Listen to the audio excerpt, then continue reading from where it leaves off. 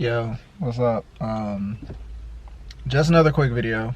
Some of my friends had asked me to do a quick video on how to drive a manual car shift. I know there's tons of videos on YouTube about this exact thing, but I'm gonna give my intake on how I learned how to drive, which might be a little bit different than other people's.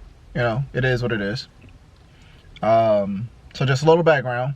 I learned to drive on a 93 Ford Ranger, so a completely different transmission, obviously completely different car. The Camaro I've had for 2 years, so I've been driving a manual day in, day out for the past 2 years. Driving a manual for the past 3 or 4 years total. But anyway, so I decided on coming out here to the Camaro to basically kind of show you guys, like, you know, the basics, pretty much how to start. I'm currently sitting in my driveway right now, so I don't think that I'm really gonna go anywhere, but I'm just gonna be able to show you guys like the basics of how it is to drive a manual and the things that, you know, I enjoy day in and day out about driving this car. All right, sound good? All right, so driving this car, this is a 6-speed manual transmission, and you see the little mic that I actually have for this camera here, the little wind muff. So it's a 6-speed transmission. Right, or reverse is all the way over and up here. Usually when I park my car in the driveway, I usually leave my transmission in gear either in first or in reverse, depending on how I park it. Anyway, gears 1, 2, 3, 4, 5, 6. 6-speed. So first things first, when you start driving a manual, you definitely want to be able to get a feel for the clutch, which is that little far pedal that's on your left side that you're going to be using quite a lot. You need to be able to get to what they call the biting point, which is essentially where the car starts taking off in first gear. One thing to remember is that when you start driving a manual, do it on a flat surface. Do not do it on a hill. Don't be an idiot. Don't do it on a hill. Do it on a flat surface. When you get to the point of where you're about to pull off, you're going to need to push the clutch in, put it into gear. Do not let off the clutch. If you let off the clutch, you are going to stall the car. So a lot of people will say, let off the clutch slowly and then give it gas. No, you don't want to do that. You want to give it gas first and then let off the clutch. Reason being is that you need to push fuel into the engine in order for it to start going. If you do it the opposite way and you get used to doing it the opposite way, you are going to jerk the car and your passengers are going to hate you. You always want to give it gas first before letting off of the clutch. Always. If you ask any European driver, they will tell you the same.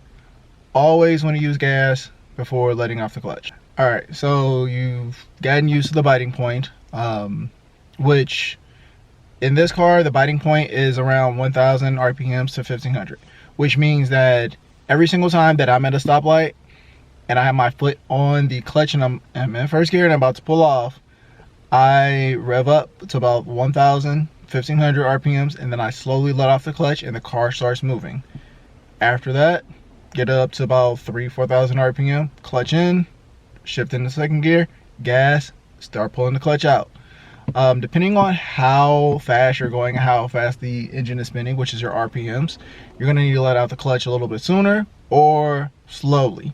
If you're at a lower RPM, you can let it off slowly.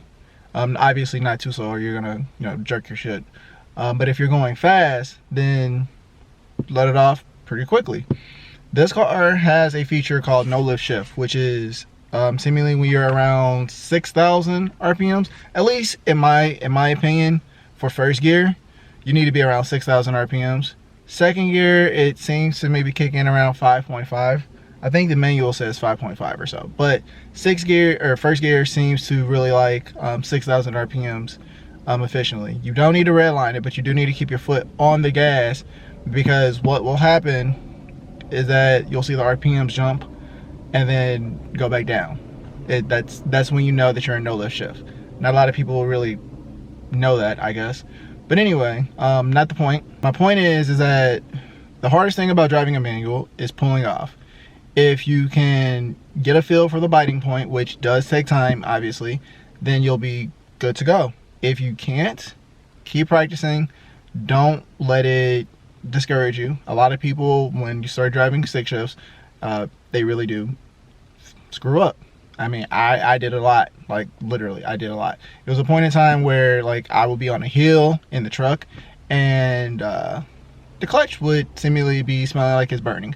You don't want to do that. A burning smell is a very bad smell. Very, very bad. If you enjoyed this quick video, I know I didn't show you guys anything. If you really want me to show you like the back and forefront of driving a manual stick shift, I'm sorry, manual stick shift, a manual car, then I will.